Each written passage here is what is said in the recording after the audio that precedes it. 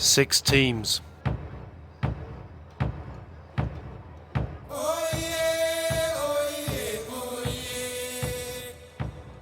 One common goal: to win the world's oldest international sporting trophy.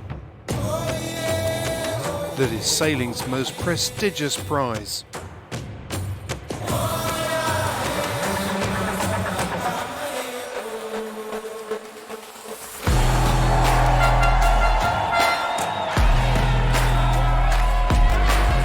Welcome to the 37th America's Cup. I'm Matthew Sheehan and I've been a sailing journalist for over 30 years and I've raced sailing boats all my life. I've reported on every single America's Cup match around the world since 2002. I don't mind admitting that it's an obsession because, as many who've followed the richest prize in the sport will tell you, the Cup gets under your skin and can become highly addictive. From the intensity of the racing to a fascinating history that continues to create new twists and turns, this is also an event that has been at the leading edge of design and technology for 172 years. In fact, it's where the Cup started. Between now and the 37th America's Cup match in October 2024, we'll be producing regular features about the richest prize in sailing. We'll look at why it's become a fixation for those that have tried to win it, how it works, why it's so revered, and how this generation of teams are trying to win it. So join us on the road to the 37th America's Cup. The America's Cup is the oldest international sporting trophy. It's competed for in the most advanced sailing yachts in the world. And it's the trophy that everyone wants to win. Yet in 172 years, few have ever succeeded.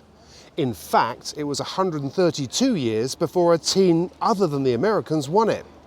And in terms of time, this still represents the longest winning streak in sporting history.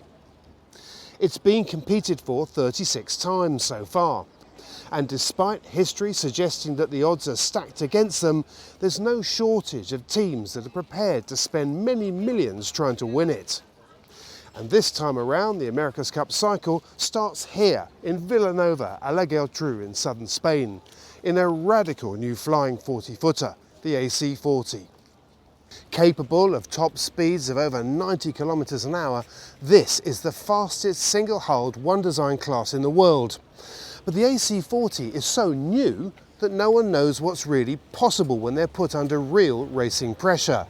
Which is why this event, the first event in the America's Cup preliminary series, attracted so much attention.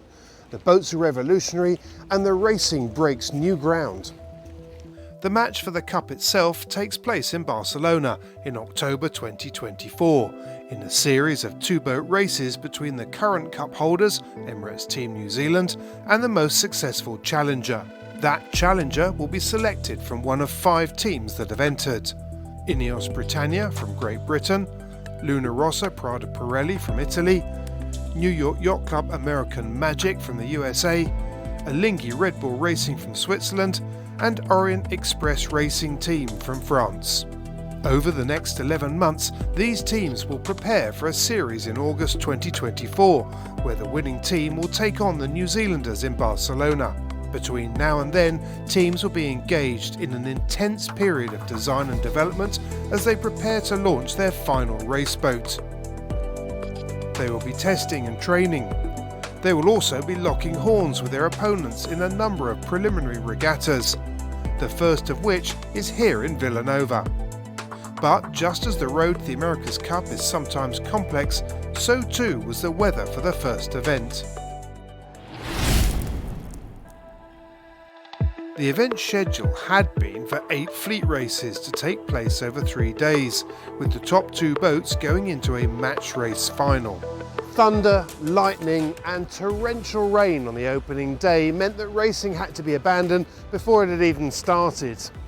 But day 2 was a very different affair. The sun was out, the breeze was in and the spectator fleet had arrived.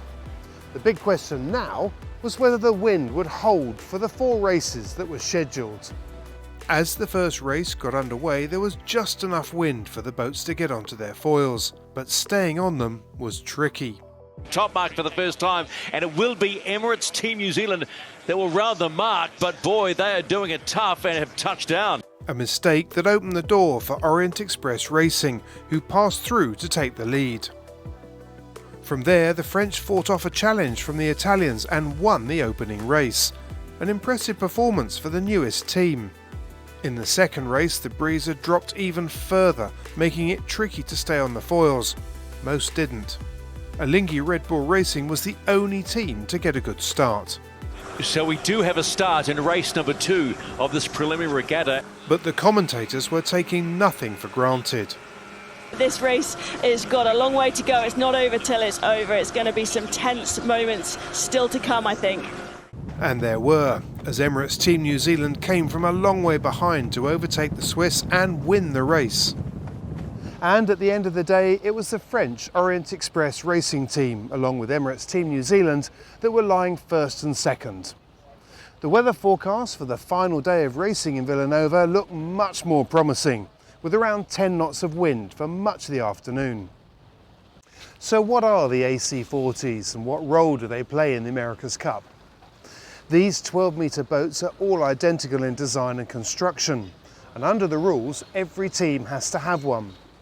These are very advanced boats that are extremely quick, capable of speeds of close to 100 kilometres an hour.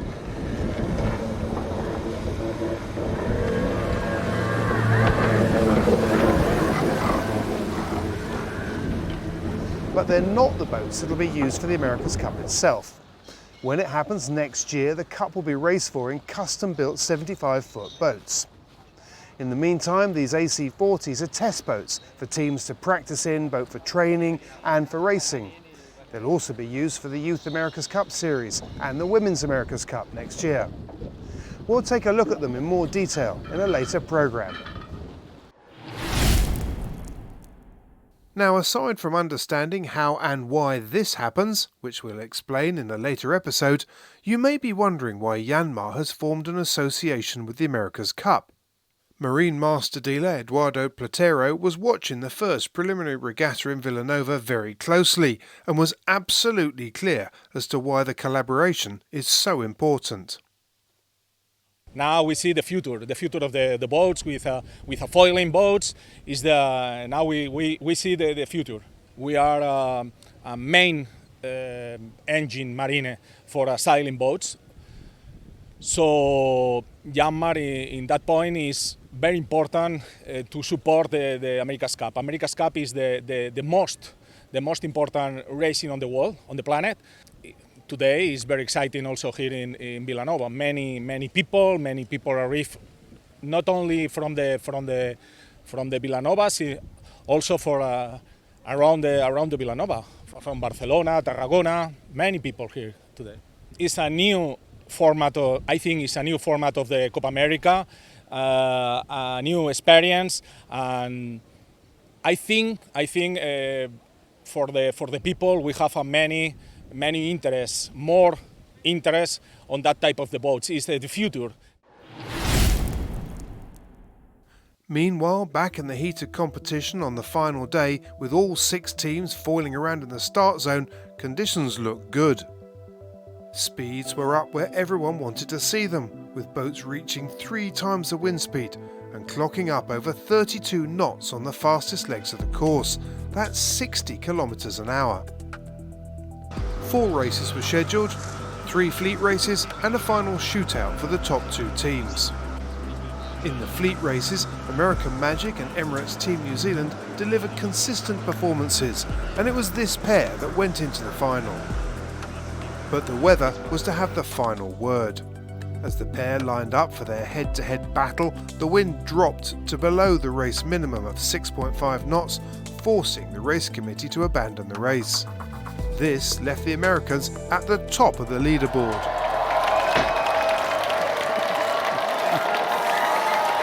Well, there we have it. American Magic win the first preliminary regatta of the 37th America's Cup. It's a significant result. They went into this race as the favourites. with everybody knowing that up until now Team New Zealand have been pretty dominant. But we are also on our way to the 37th America's Cup.